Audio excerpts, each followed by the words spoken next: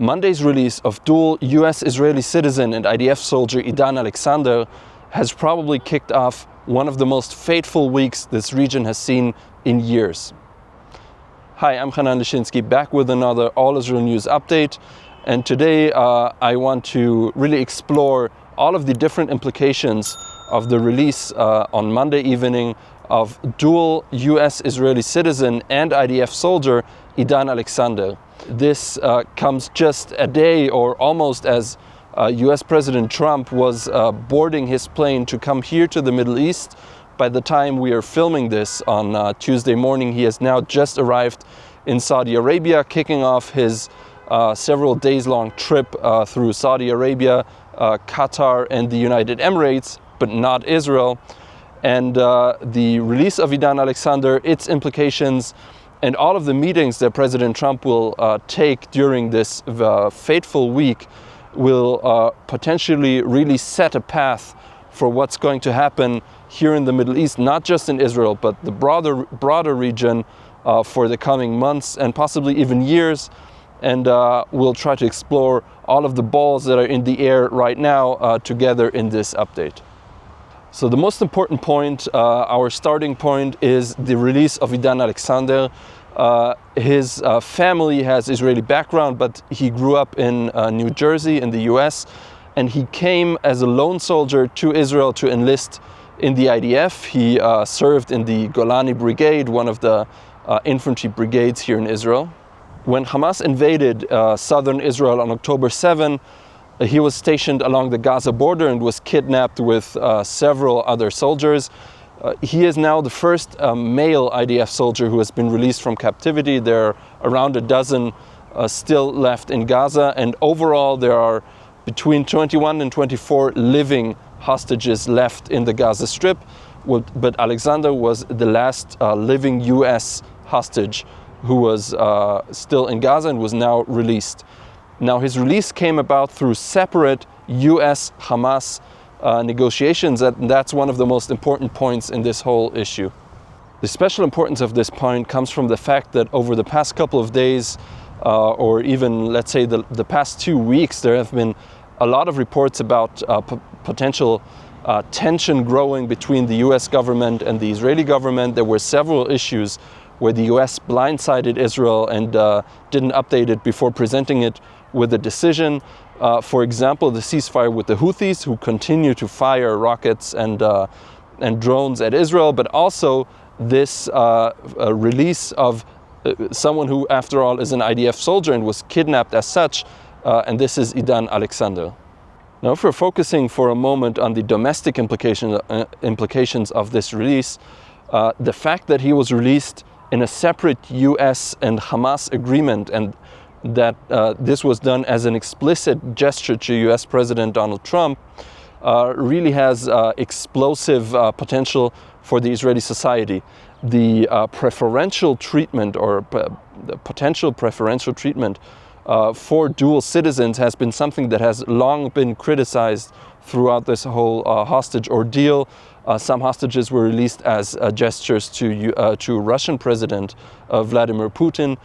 And this whole dual citizen issue is really a big thing. Now, Israel haters often try to claim that almost everyone in Israel has dual citizenship. That is not true. The last that I heard, it's around 10%.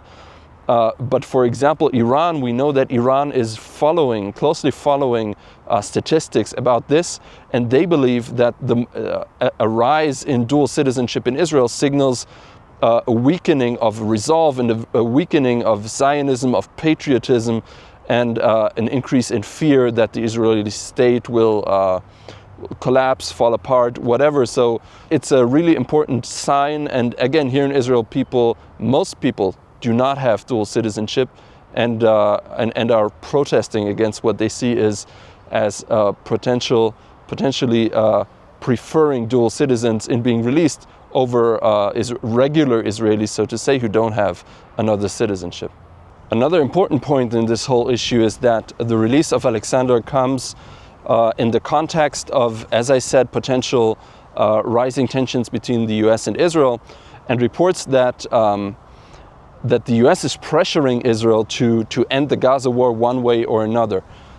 These reports claim that President Trump has been losing patience with Netanyahu, that the war is going on too long, and he already months ago wanted to open the gates of hell, whatever that would mean. Already at that time, this is a personal opinion, already at that time, these statements seem not to have been coordinated with Israel. And Israel at the time, the IDF, was nowhere near ready to open the gates of hell, whatever that would mean exactly. And now, at this moment, the IDF is actually preparing to launch this large-scale offensive, this Gideon's Chariot offensive. You can read on All Israel News. We have all the information that we know about the Israeli plans. But this is supposed to be launched as soon as Trump is leaving the Middle East, unless Hamas agrees to some kind of hostage deal. But now it seems that the US at exactly this moment is starting to pressure Israel instead of Hamas, or also Israel as well as Hamas, into giving negotiations another chance, into trying to start a new effort to reach a negotiated hostage deal that would lead to an end of the war. And indeed, Prime Minister Netanyahu on Monday approved that another negotiation team will, an Israeli negotiation team, will travel to Qatar to continue these negotiations. Another, maybe a last gasp attempt to get some kind of hostage deal before the IDF will really launch its large-scale offensive into Gaza. And at that point, there will be no more negotiations. At that point, if you have multiple IDF brigades, tens of thousands of reservists have been called up for this. If you have thousands of soldiers within Gaza, there will be no negotiations at that point. Then the offensive will really go ahead. So this is the last chance. However, at the same moment, as I've mentioned earlier, Trump is in the Middle East, and Trump is meeting all kinds of people, but he's not meeting the Israelis. He's not stopping in Israel. And there have been several summits and meetings called in Saudi Arabia, in Qatar, and in the United Arab Emirates. But Israel hasn't been invited to any of them, which obviously worries the Israeli leadership.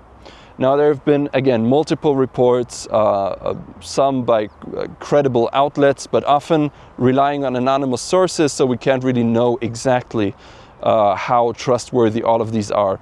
Again, we've written about this on allisrael.com, but the reports say that Trump could plan to meet Palestinian President Mahmoud Abbas, as well as Syrian President Ahmad al-Shara, also known as his under his terrorist moniker of al-Julani, and also the Lebanese president, the new Christian president, Joseph Aoun.